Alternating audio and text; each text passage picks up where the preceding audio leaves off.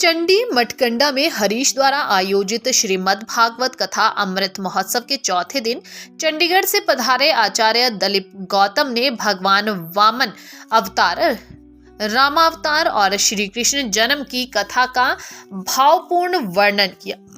आचार्य ने बताया कि भगवान श्री कृष्ण का जन्म भादो मास की अष्टमी तिथि रोहिणी नक्षत्र में मध्य रात्रि को कंस के कारागार में हुआ था। श्री कृष्ण ने कंस का वध कर पृथ्वी को अत्याचारों से मुक्त किया और अपने माता पिता को कारागार से मुक्ति दिलाई। उन्होंने कहा कि राम कथा हमें जीना सिखाती है, जबकि भगवान कथा जीवन को तारने का मार्ग दिखाती है। कथा के दौरान बच्चों ने वामन अवतार और श्री कृष्ण वासुदेव की मनमोहक झांकियां प्रस्तुत कर उपस्थित श्रोताओं का मन मोह लिया। मुख्य यजमान हरीश ने कहा कि इस भव्य कथा के आयोजन से उन्हें और उनके परिवार को आध्यात्मिक रसपान का सौभाग्य प्राप्त हुआ। उन्होंने समाज से अपील की कि अधिक से अधिक लोग, विशेषकर बच्चे, इस तरह के आयोजनों में शामिल हों ताकि नई पीढ़ी को जीवन जीने की शैली और नैतिक मार्गदर्शन मिल सके। यह आयोजन श्रद्धालुओं के लिए आध्यात्मिक उत्साह और प्रेरणा का केंद्र बना हुआ है। श्री राधे। आज इस गांव मटकंडा में श्रीमद् भागवत कथा चलते हुए चतुर्दिवस की ओर आज कृष्ण जन्म होगा। भगवान कृष्ण की झांकी के दर्शन सभी प्रभु प्रेमियों को करवाए जाएंगे।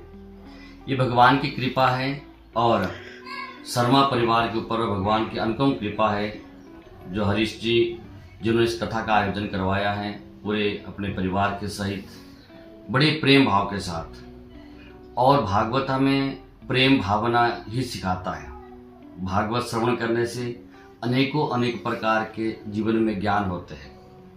भगवान कृष्ण को अगर हम देखें और उनके वचनों के अनुसार अगर जीवन को चलाते तो जीवन सुखमय रहता है।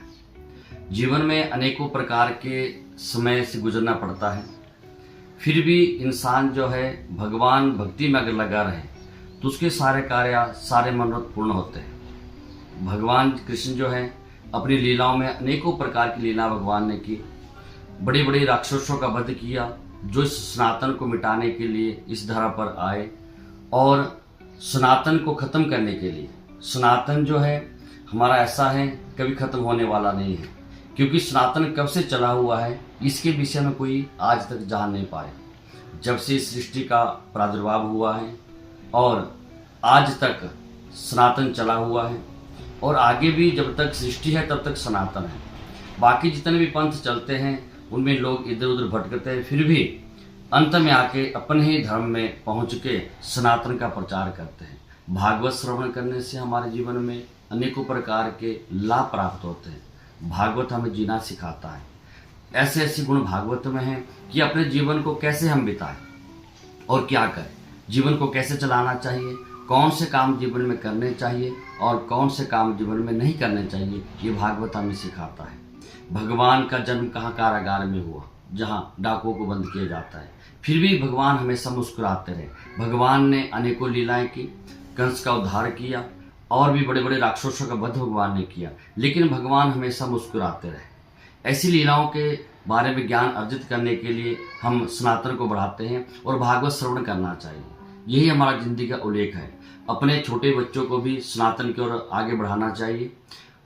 कथा जो है 5 तारीख तक चलेगी और 5 तारीख को इस यज्ञ की पूर्णाहुति कर दी जाएगी। सभी प्रभु प्रेमी जो भी यहाँ आना चाहे आ सकते, क्योंकि भगवान जी का आदेश है कि भगवान की कथा कहीं भी हो वहाँ जाना चाहिए। ऐसा नहीं कि बिन बुलाए नहीं जाना है। भगवान की कथा में हम बिन बुलाए जा सकते हैं। कहीं भी भगवान की कथा आपको लगे कि कथा है, अगर आपको निमंत्रण भी नहीं है फिर भी आपको जाना चाहिए, क्योंकि हम अपने भगवान के लिए जा रहे हैं और ये हमारा कर्म है। सनातन धर्म में रह के जीवन व्यापन करना चाहिए और अपने परिवार को भी सनातन धर्म का ज्ञान देना चाहिए। भगवान कृष्ण की ऐसी अनुपम कृपा है कि जिसके बारे में शब्दों के द्वारा व्याख्यान नहीं किया जा सकता कि भगवान की कैसी कृपा है। भगवान के प्रति जिसका मन एक बार लग जाता है वो फिर वापिस नहीं होता। जिसके ऊपर भगवान कृपा करते हैं वो फिर अपने आप में ही भगवान उसके साथ साथ रहते हैं।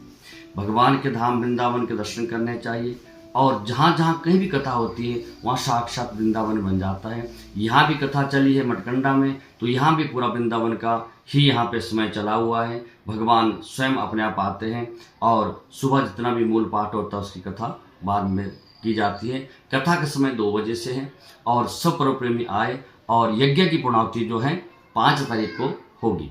और इस शर्मा परिवार के ऊपर भगवान की बहुत बड़ी कृपा है, और इस कृपा के प्रभाव से जो है समस्त जितने भी लोग आसपास के लोग कोई भी कथा श्रवण करते हैं उनको भी इसका लाभ मिलता है। ऐसा नहीं होता कि भागवत कोई करवाता है तो उससे अकेले को लाभ मिलता है। जो भी सत्संग में और यज्ञ में कोई भी कर्म करता है, कोई भी कार्य करता है, उस व्यक्ति को लाभ मिलता है। और जितने भी जीव जंतु इत्यादि भी कोई कथा श्रवण करते हैं उनको भी इसका लाभ प्राप्त होता है। श्री राधे श्री राधे श्री राधे।